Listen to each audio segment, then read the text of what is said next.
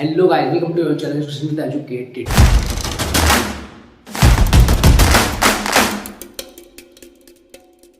तो आज का टॉपिक सीरीज को आगे बढ़ाना है। एमए हिस्ट्री के जो टॉपिक वाइज पेपर चल रहे थे उसी की सीरीज में मेरा जी 240 पेपर आया है, तो इसी के बारे में आज बात करेंगे और देखेंगे कैसे पैटर्न है, कौन कौन से क्वेश्चन आपको मिलेंगे पेपर में और इन फ्यूचर आपको क्या क्या हेल्प हो सकते हैं इस पेपर से। तो 2022 का पेपर है ये।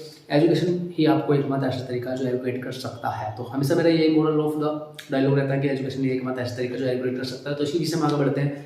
MA first year private, MA annual examination 2022 history third, history of ancient India from Sunga dynasty to Rajput इरा। ठीक है, Rajput era G 240 new course. ठीक है, all question carry equal mark. ठीक है, किन्हीं 5 प्रश्नों का उत्तर देने सभी प्रश्न के अंक समान है। 20 नंबर के 4 क्वेश्चन है और 10वें में 4 टॉपिक के संक्षिप्त मिल गए 2 पर 10 नंबर के वो हैं और ये 20 नंबर के 4 क्वेश्चन है। तो शुरू करते हैं। पहला क्वेश्चन सीरीज में ध्यान से देखेंगे, ध्यान से सुनेंगे और लिख सकते हैं लिखना हो तो, और नहीं तो अपनी कॉपी में या मॉड्यूल पेपर में टिक लगा लेंगे और देखेंगे किस तरह के पैटर्न से कौन से टॉपिक्स कितने नंबर का कौन सा क्वेश्चन आता है। तो शुरू करते हैं।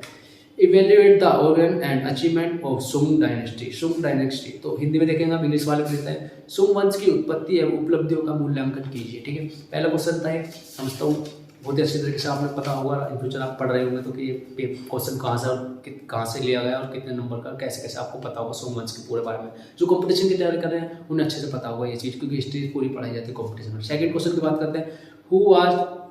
Who was Satavahana? Evaluate the achievement of गौतमपुत्र Satakarni. Satakarni, ठीक है, सातवाहन कौन थे? गौतमपुत्र सातकर्णी की उपलब्धियों का मूल्यांकन कीजिए। ठीक है, हिंदी इंग्लिश में दोनों को समझ में आया होगा, दोनों जो व्यूअर्स हैं उन्हें भी सीबीएसई वालों को। ठीक है, अब करते हैं थर्ड क्वेश्चन की बात। थर्ड क्वेश्चन में सीरीज गुप्त वंश के उत्कर्ष में चंद्रगुप्त प्रथम की भूमिका का वर्णन कीजिए। प्रथम, ठीक है, describe the role of Chandragupta प्रथम in the rise of Gupta dynasty. ठीक है, अब देखते हैं फोर्थ क्वेश्चन। फोर्थ क्वेश्चन में सीरीज में आगे बढ़ते देखते हैं।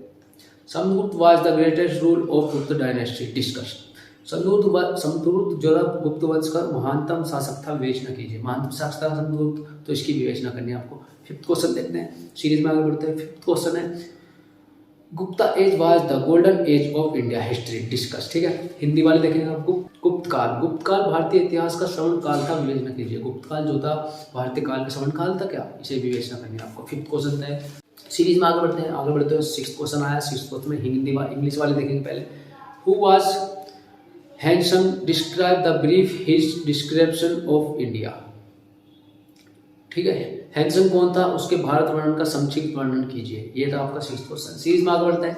इंग्लिश वालों के पहले जो चॉइस इंग्लिश वालों को बता दूँ, क्योंकि पहले इंग्लिश वाले लिखा है तो इंग्लिश के उस ताकि आप अच्छे समझ सकें, इंग्लिश वाले हिंदी वाले हिंदी में समझ सके और दोनों एक दूसरे दोनों चीज़ पढ़े दोनों को अच्छे से और समझ में आएगा। तो 7 क्वेश्चन दोनों ध्यान से पढ़े, हिंदी इंग्लिश वाले।